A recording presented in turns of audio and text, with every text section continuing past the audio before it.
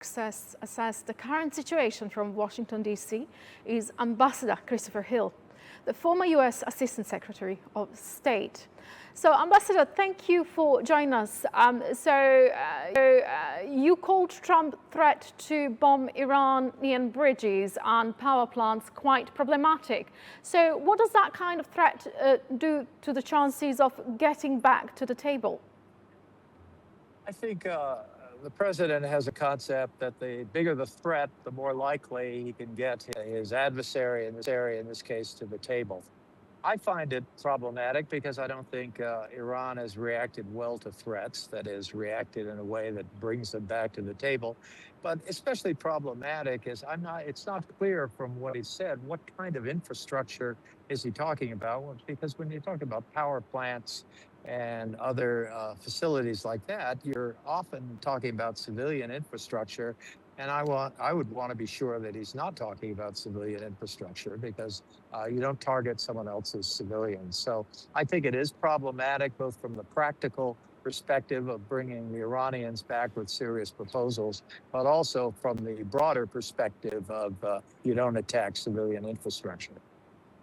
And with Iran now striking U.S. military infrastructure in Kuwait, Bahrain and Jordan today, so how close are we to the becoming a genuinely regional war rather than a U.S.-Iran bilateral fight? Look, this war has been dangerous since February 28th. And the fact that they've had a number of talks and they don't seem to be able to descend the ladder of abstraction, that is, they're still talking at times in generalities with a kind of mismatch of interests, is very worrisome. The continued attack on these Gulf states, I think, invites further retaliation. And I think it is very important that they get back to the table, because this war is going to be solved through diplomatic means, not by further attacks on other people's infrastructure or anything else. And you've negotiated with adversarial countries before. So from your experience, is there still a credible off-ramp here, or has this crossed into a cycle neither side can back down from without losing face?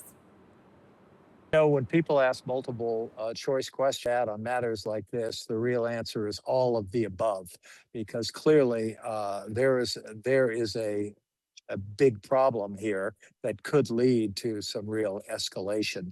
So I think there needs to be a credible negotiating session. And these negotiations, these are complex. I've always been suspicious of a 60-day window to get this done. I understand their political considerations, but these are complex negotiations, and I think it behooves both sides, especially the United States, which the current administration has less experience with this, to bring to the table a lot of experts so that they can respond to these things. I was involved in negotiations, for example, with the North Koreans, and they would offer some step they would take on their reactor, and I'd turn to my nuclear person and say, does that work for us? And he would say yes or no, and we were able to kind of resolve things at the table, whether we wanted to go ahead with the other guy's proposals. I don't think there's an organized enough process here, and I think it is in this disorganization and in this repeated set of repeated failures. Failure kind of becomes the norm, and I think in so doing, could become a real present danger to the region and, frankly, to the world. Trump has claimed before that the U.S. Could become the guardian of the Strait of Hormuz and being compensated for it. So realistically, is that a workable arrangement, or does it just give Iran another reason to reject any deal? I think it's correct. Is it workable or is it not workable? My sense is it's the latter, that is not workable. And nor is it very clearly stated. I don't quite understand the penultimate suggestion that we should have some kind of system by which we take tolls for ships going in, presumably a toll that would defray the cost of keeping the straits open.